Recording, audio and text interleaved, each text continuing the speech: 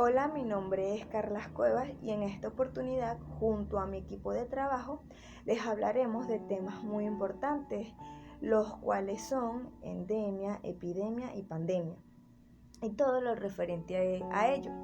También les hablaremos sobre la estructura operativa de los programas de salud.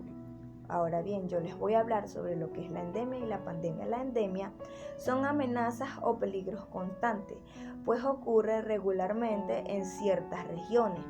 Para que una enfermedad se vuelva endémica, el número de personas que enferman permanece relativamente estable a lo largo del tiempo. También se dice que durante un cierto periodo de tiempo, aproximadamente el mismo número de personas contraen la enfermedad rápidamente o repetidamente. Una epidemia. Una epidemia se produce cuando una enfermedad contagiosa se propaga rápidamente en una población determinada, afectando simultáneamente a un gran número de personas durante un periodo de tiempo. Si el brote afecta a regiones geográficas extensas, lo que por ejemplo tenemos, que son varios continentes, se cataloga como pandemia. Tal es el caso del VIH. En ocasiones o en casos de propagación descontrolada, una epidemia puede colapsar un sistema de salud, como ocurrió en el 2014 con el brote de la ébola en África Occidental. Muchas gracias, te dejo con el siguiente punto. Hola, mi nombre es Jennifer Carrasquial y continuando con la información que le acaba de dar mi compañera, yo les vengo a hablar sobre qué es una pandemia. Una pandemia es una afección de una enfermedad infecciosa de los humanos a lo largo de una área geográfica extensa, es decir, se extiende a muchos países que ataca a casi todos los individuos de una localidad o región. Según la OMS, Organización Mundial de la Salud, para que pueda aparecer una pandemia es necesario que aparezca un nuevo virus o una nueva mutación de uno ya existente que no haya circulado anteriormente y que la población no sea inmune a él, que el virus tenga la capacidad de transmitirse de una persona a otra de forma eficaz, provocando un rápido contagio entre la población. Ahora bien, les voy a hablar sobre las condiciones de una endemia. La endemia no solamente se mantiene a lo largo del tiempo en una zona geográfica o población definida, sino que también puede persistir incluso a través de las diferentes estaciones del año, algo que no ocurre con ciertas enfermedades comunes. Un ejemplo de esta es la malaria en algunas regiones de África o el mal de Chagas en muchos países de Latinoamérica.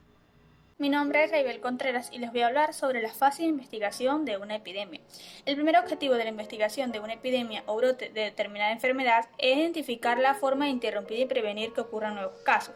Los estudios descriptivos de enfermedades y otros sucesos relacionados con la salud de la población se hacen de acuerdo a las características de su tiempo, lugar, personas, y esto se conoce como tríada epidemiológica. La investigación implica entrevistar al enfermo y a sus contactos mediante un cuestionario diseñado especialmente para el estudio de brotes, recoger muestras para el laboratorio para la confirmación de los casos, búsqueda de casos adicionales y determinar el modo probable de transmisión si se trata de una enfermedad desconocida.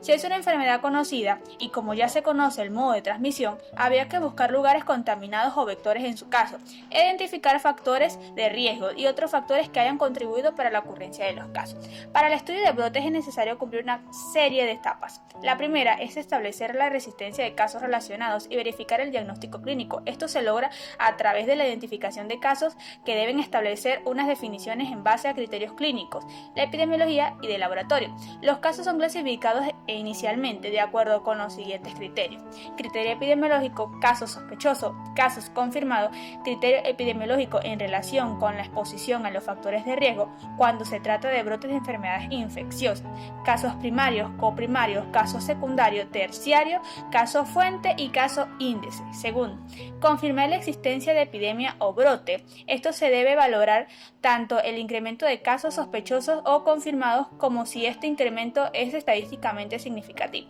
3. La formulación de hipótesis. El estudio descriptivo y las investigaciones realizadas nos permiten formular hipótesis causales de una forma lógica y plausible acerca del agente etiológico de la fuente de infección, las posibles modos de transmisión, así como las características de la población de riesgo de infección. 4. Amplificación de la investigación si fuera necesario y análisis para la verificación de las hipótesis. 5. Medidas de control del brote. Esto se debe iniciar al momento en el que se conoce la existencia del mismo. Elaboración de un informe para ser ampliamente divulgado en forma y tiempo oportuno a autoridades, profesionales de salud y medios de comunicación.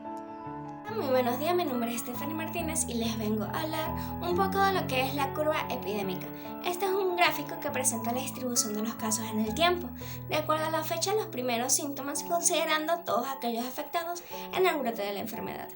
Es útil porque podemos proveer información de patrón de propagación de la epidemia, es la forma global de la curva donde revela el tipo de epidemia, si es de origen común, en donde las personas están expuestas intermitentemente a una fuente dañina común, y el periodo puede ser de corto o de larga duración. Si es de origen puntual, en donde el periodo de exposición puede ser corto y los casos ocurren dentro del periodo de incubación. O si es de origen propagado, es aquella que pasa de persona a persona y pueden conllevar a múltiples oleadas de infección.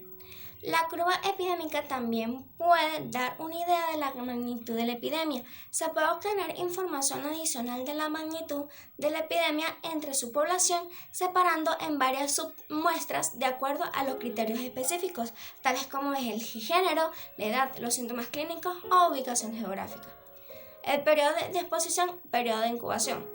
Si el tiempo de la supuesta exposición es conocido, las curvas epidémicas pueden ser utilizadas para estimar un periodo de incubación de la enfermedad, y esto puede facilitar la identificación del agente causal. Esto puede también dar como una medida hipotética del periodo de incubación. También podemos hablar de las tendencias del tiempo de la epidemia. La curva epidémica nos permite extraer información acerca de la tendencia en el tiempo, es decir, la aparición de la enfermedad en el paciente, los casos reportados en el mes, su punto máximo de infección y posteriormente la disminución de los casos. Eso fue todo, muchas gracias. Buen día, mi nombre es María Hernández y le hablaré un poco sobre el canal endémico. El canal endémico es la representación gráfica del número de casos que se presenta en un área de periodo definido, semana o periodo epidemiológico, comparado con los datos de los años anteriores, usualmente de 5 años. Este canal endémico permite ver representada gráficamente la incidencia actual de una patología sobre la incidencia histórica de la misma, dando lugar a la detención temprana de las cifras anormales, altas o bajas de los casos de enfermedades en estudio. El canal endémico, esto no es más que una representación gráfica de las frecuencias de una enfermedad a través del tiempo y describe diferencias de una curva epidémica que muestra la distribución en un año. El canal muestra la experiencia de varios años, mostrando esta experiencia, además de 2 curvas que identifican los valores máximos y mínimos observados. De esta manera nos permite observar la tendencia estacionales a lo largo del año y con la antecedencia histórica. De esta manera permite identificar situaciones epidémicas o anormales, marcando áreas de alarmas o brote. Entre estas líneas se encuentran, la primera sería la zona de éxito, que está localizada por debajo del límite inferior. La segunda es la zona de seguridad, y esta se encuentra entre la zona límite del inferior. Y está la zona que marca la curva endémica. Una tercera zona de alarma, que es la conformada entre la línea que marca la curva y la curva endémica y la línea límite superior. Por lo último está la zona epidémica, que se encuentra por arriba de la línea superior, o umbral epidémico, que es cuando está a un brote. Factores que deben tenerse en cuenta a una elaboración de un canal endémico es la selección de entidad, las poblaciones, la serie de años que van a incluirse, los intervalos de tiempos determinarán el grado de precisión de un corredor endémico. Estos son los factores que se necesitan principalmente para la elaboración de dicho canal. Programa de salud. Un programa de salud consiste generalmente en una serie de actividades coherentes, organizadas e integradas, destinadas a alcanzar unos objetivos concretos y definidos previamente para mejorar el estado de salud en una población. El análisis y la evaluación es un aspecto fundamental al diseñar un programa de salud. Este aspecto va a permitir realizar las revisiones y los ajustes necesarios al programa, indicando a los decisores si el programa en cuestión funciona y cumple con los objetivos para los que fueron diseñados. Sin embargo, hay autores que señalan que la incorporación de la evaluación en los programas y sistemas de salud ha sido una tarea que se ha realizado tardíamente en forma sistemática y objetiva. El progreso y los resultados del programa. La definición de la evaluación de programas de salud es vista desde diferentes enfoques, dentro de los que destacan la valoración sistemática y objetiva, también el uso de procedimientos científicos para investigar la efectividad de los programas y procedimientos para orientar la toma de decisiones en las diferentes fases de la ejecución de un programa. La evaluación de un programa de salud también puede ser vista desde la perspectiva de conocer la contribución del programa para afectar las variables que contribuyen al explicar el problema de la salud que intenta resolver el mismo. En el caso del sector de salud, estos factores asociados pueden ser demográficos, económicos, educativos, ambientales, culturales y de salud. La idea es que el diseño de evaluación tome en cuenta las acciones que ejecuta el programa para modificar estos factores asociados que están contribuyendo a la existencia del programa de salud. Buenas, soy Víctor Andrade y les voy a hablar sobre la estructura operativa de un programa de salud. Como dice la palabra, es un programa o sistema que se establece para resolver un problema de salud pública, los cuales suelen ser problemas colectivos. Estos se refieren a altos padecimientos de una enfermedad o lo peligrosa de una enfermedad en una población o aquellas personas que necesitan un servicio de prevención que sea proporcionado por alguna organización o un ente por separado. Ahora, esto se planifica a través de una organización. Esta organización se concreta a través de si ser pública o privada, no importa, los cuales hacen su propia estructura de cada una, de cómo se va a ejecutar y cómo se van a utilizar los recursos para dar con este problema. Ahora, estos suelen ser tanto macrogestiones como sistemas paranacionales o departamentos nacionales sanitarios, mesogestiones que suelen ser programas dados por centros de salud como alguna institución o alguna organización, o microgestiones que suelen ser individuos o unidades clínicas privadas. ¿Cómo damos con este problema? Usualmente para hacer un programa primero se tiene que hacer un estudio de población o subpoblación, determinar cuál es el daño causado a esta población, ver cuáles son las causas epidemiológicas de estos daños, calcular cuáles fueron las intervenciones dadas para estas situaciones y terminar de resolver cuál es la situación con la que se quiere dar o la que se quiere resolver. Ahora, para esto hay que planificar 3 objetivos, que suelen ser estratégicos, tácticos o específicos. Los objetivos estratégicos suelen ser aquellos que impactan en todo el programa como tal y suelen darse a un largo plazo. Los tácticos suelen ser objetivos que impactan en cierta zona de los programas o de la población y suelen ser de mediano a corto plazo, u objetivos específicos que dan obviamente con áreas específicas a tratar, que suele darse a un corto plazo que es entre menos de un año. Ahora, ¿cómo damos con todos estos objetivos? A través de estrategias. ¿Qué se creará? Crear una estrategia es buscar todas las alternativas, cursos o formas posibles de dar con la situación de la manera más ventajosa posible, aprovechando todos los recursos y maneras de hacerlo. ¿Cómo lo hacemos? Estudiando cada una de las maneras, viendo cuál es la más ventajosa para la situación y ejecutarla. ¿Cómo la ejecutamos? A través de actividades. Estas actividades se refieren obviamente a la personificación de la ejecución de la estrategia planteada para resolver el problema. Recordemos que todo esto depende de la organización a tratar y del problema a resolver. Todo con el fin de cuidar, promover y mejorar la salud. Buenas, mi nombre es Yulimar Salas y continuando con lo que les estaba hablando mi compañera, yo les vengo a hablar sobre las características y tipos de programas de salud. Existen diversos tipos y características de programas de salud. Según el área geográfica de aplicación, un programa de salud puede ser tanto provincial, nacional y municipal. Los programas de salud también pueden estar destinados a satisfacer las necesidades de un campo específico, como lo puede ser programas de salud reproductiva, que esto lo que va a pretender realizar es acciones y consejos y orientación general en todo lo que concierne a las relaciones sexuales y de reproducción. De qué manera, de charlas orientativas, prescripción, entrega de anticonceptivos, entre otros. También está el programa de control de tabaco, que difunde la información sobre los peligros y consumo y sus consecuencias para la salud. La mayoría de programas suelen apoyarse en lo que es la educación y poner al alcance de los ciudadanos ciertos conocimientos de envergadura científica que les pueda facilitar su propia seguridad. Y si estas medidas son recibidas favorablemente por la sociedad, es posible que pueda prevenirse catástrofes de cualquier nivel. Estas medidas preventivas se llevan a cabo en los diversos ámbitos en los que las personas desarrollan su vida. Gracias. Buenas tardes, mi nombre es Milagro Sierra y hoy les vengo a hablar acerca de población u objeto.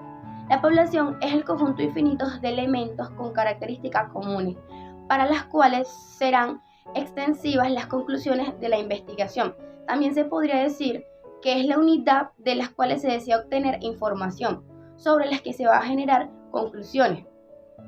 Dicho anteriormente, la población es la totalidad del fenómeno a estudiar, donde las unidades de esta poseen una característica común, la que se estudia y se da origen a los datos de la investigación. Objeto o muestra. Es una parte definida de la población que permite inferir o extrapolar los resultados de las observaciones y las mediaciones de la población legible, según los criterios de inclusión y exclusión previamente seleccionados. Los criterios de inclusión son aquellos que hemos considerado importantes para el estudio y las exclusiones son las limitaciones de carácter ético u otras que pueden hacer falla a la observación. Muchísimas gracias. Buenos días, soy Marco Zambrano, soy estudiante de la sección 10 de tercer año de medicina. Hoy les vengo a hablar sobre la operativa de casos o método de caso de estudio. Este se considera propicio para aprender una situación compleja y se basa en la interpretación, la cual se obtiene a través de la descripción y el análisis de cada una de sus partes. Estas son asumidas como un conjunto dentro de su contexto. Entonces, se puede decir que el estudio que se compara es el estudio que compara a dos grupos de personas con la enfermedad o afección en estudio y un grupo muy similar de personas que no tienen la enfermedad o la afección. Los investigadores estudian los antecedentes médicos y el modo de vida de las personas en cada grupo para saber cuáles factores pueden estar relacionados con la enfermedad de cada grupo o dicha afección. Por ejemplo, un grupo puede haber estado expuesto en una sustancia particular a la que el otro grupo no fue expuesto. Las definiciones operacionales les fueron creadas para poder englobar un diagnóstico más preciso al cumplir criterios clínicos o específicos de asociación epidemiológicas. Buenas, soy Andrés Orozco y voy a hablar sobre las funciones por niveles de los programas de salud. Se divide en 3 niveles. El primer nivel de atención constituye la puerta de entrada al sistema de salud nacional. Tiene su asiento en los establecimientos de poca complejidad arquitectónica, tales como ambulatorios rurales tipo 1, tipo 2 y urbanos tipo 1. Sus principales funciones son la atención, prevención y promoción de salud, y en cuanto con un servicio de observación más no de hospitalización. Aquí se atienden principalmente urgencias y problemas de salud no complejos. En caso de lo contrario, se trata de estabilizar al paciente hasta trasladarlo a un centro de atención más especializado. El personal adscrito a este nivel de atención son el médico general, los entrenadores, odontólogos, auxiliares de enfermería y bioanalistas. El equipamiento para apoyo diagnóstico con el que cuentan este nivel de atención es de poca complejidad, como el estetoscopio, URL y tensiómetro. El segundo nivel de atención. Esta atención es la atención especializada ambulatoria. Recibe los casos que le son enviados por referencia desde el primer nivel de atención. Y este tiene su asiento en establecimientos de complejidad arquitectónica algo desarrolladas, como ambulatorios urbanos tipo 2, tipo 3 y hospitales tipo 1, tipo 2.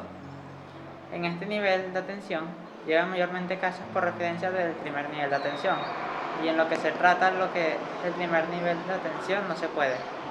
Sus servicios básicos son lo que es la clínica médica, cirugía general, pediatría, guardia, maternidad. También cuenta con la infraestructura necesaria para realizar exámenes complementarios y diagnósticos básicos correspondientes a este nivel.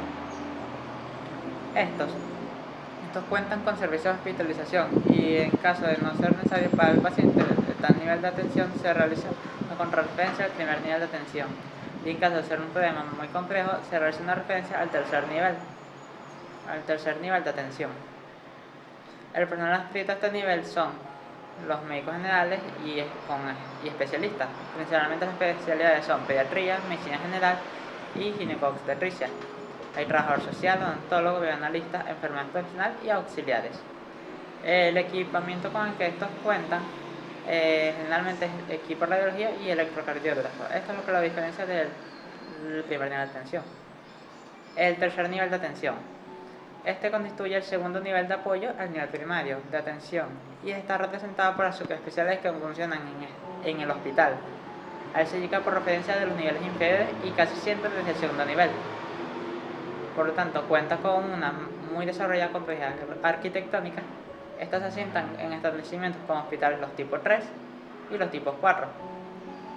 Son instituciones de salud equipadas de alta complejidad para la atención de problemas de salud que requieren mayor tecnología y aparatología, y sus principales servicios son los siguientes: lo que es la cirugía, unidades coronarias, unidad de cuidados intensivos, entre paréntesis UCI, neurocirugía y cirugía cardiovascular.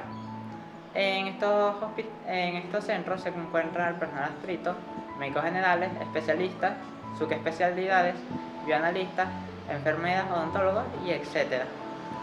Esto está haciendo en cuenta con la mayor complejidad en equipos, lo que son equipos de tecnología de cuidados intensivos y medicina crítica.